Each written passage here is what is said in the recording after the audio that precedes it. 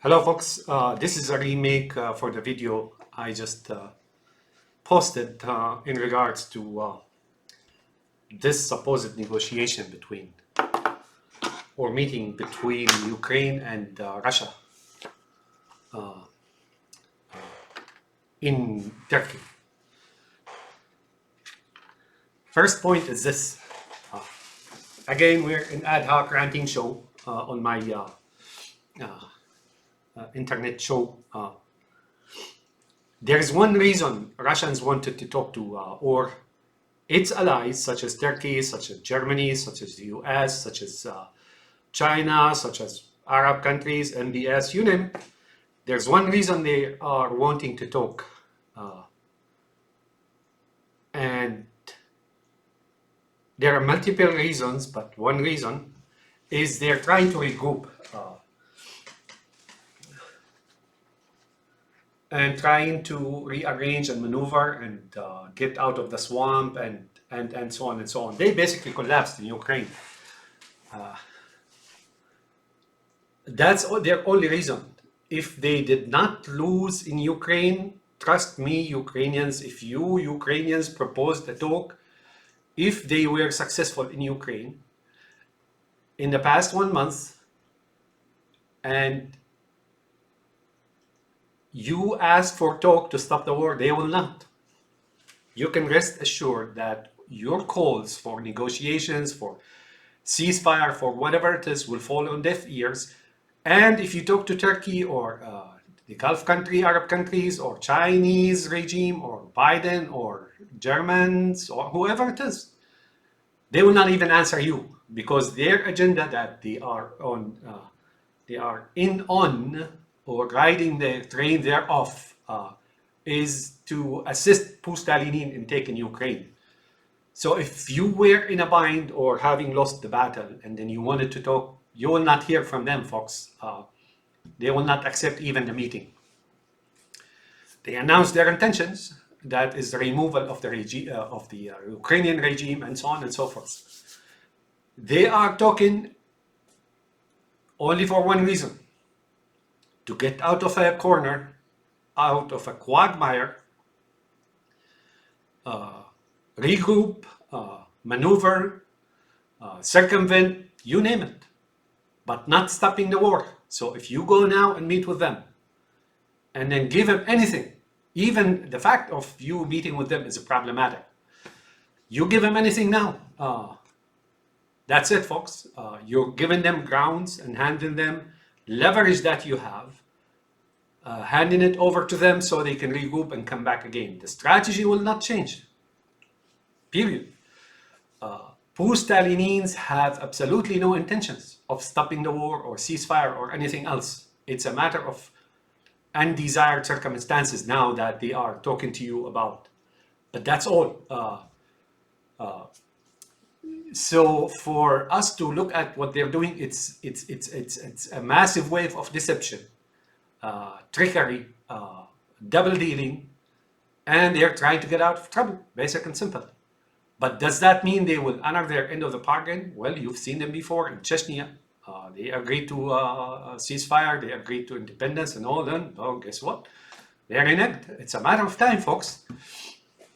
Their history ever since the inception of the manifestation of communism, that evil thing, right, is basically to take over Europe, and that's it. That history of communism ever since it manifested itself is deception and lies and deceit, and it epitomizes the prince, ends justify means, basic and simple, including mass murder, and anything goes. That's how the Pustalinins, that lizard-eye cabal of Moscow, functions, basic and simple. That's their mentality, that's their way of thinking, and it's very conspicuous, folks. I don't know who on earth doesn't see that anymore.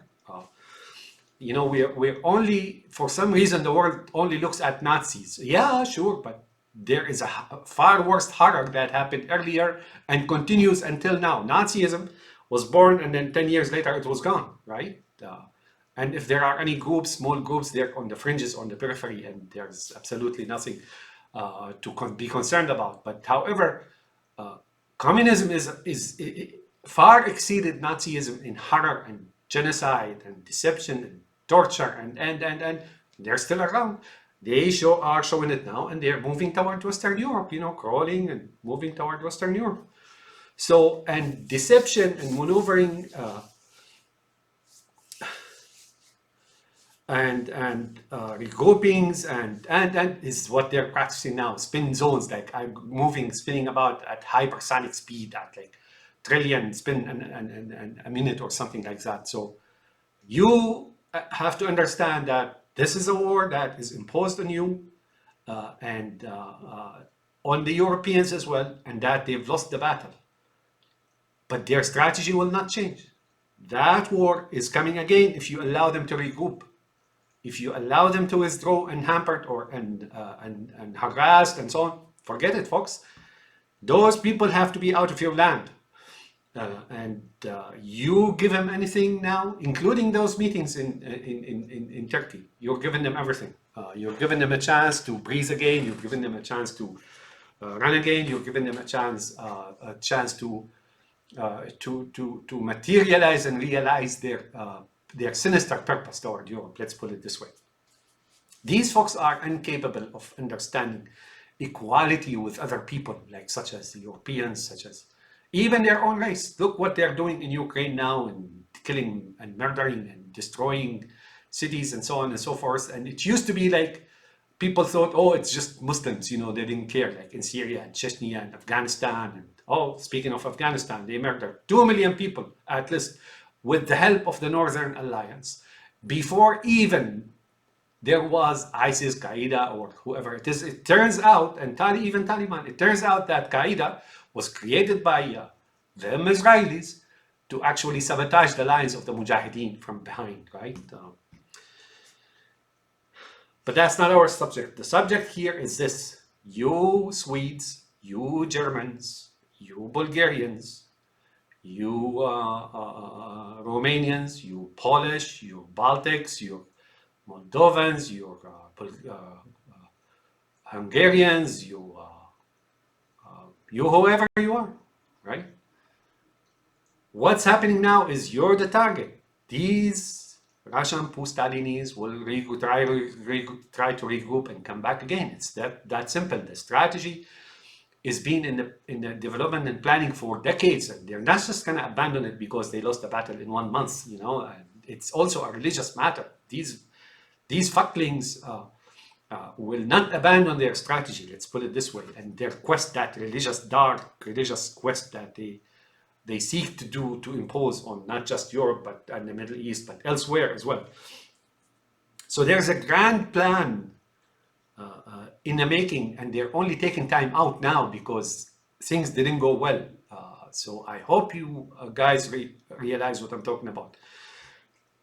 If Germany, Hungary, Bulgaria, Poland, Sweden, Norway, Scandinavia, Baltics, whoever it is, whatever country it is, that is a target of Pustalenin in the future.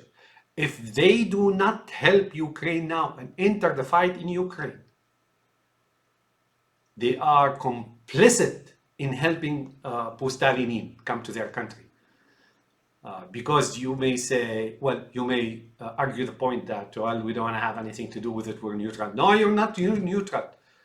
Because now you're helping Pustalenin by not assisting Ukraine, you're allowing and indirectly helping Pustalenin take over Ukraine. And when they do, guess what? You're next. And then, of course, the same thing is going to happen again. The same thing is going to happen again. Bloodsucker weasel. When the bloodsucker weasel attacks a rabbit, the rest of the rabbits, the other rabbits are watching, chewing on grass and looking at their brother rabbit being slaughtered and shouting and squealing from pain and bleeding on its fur and so on while it's being attacked by the bloodsucker weasel.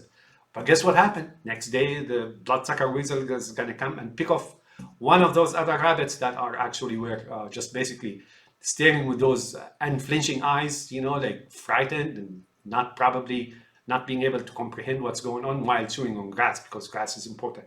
That's what you are doing in Europe, in Sweden, here and there, and just by looking on and watching. I had heard a report that says Sweden had just donated like 5,000 anti-tank weapons. Fact of the matter, Sweden, you're already in the war.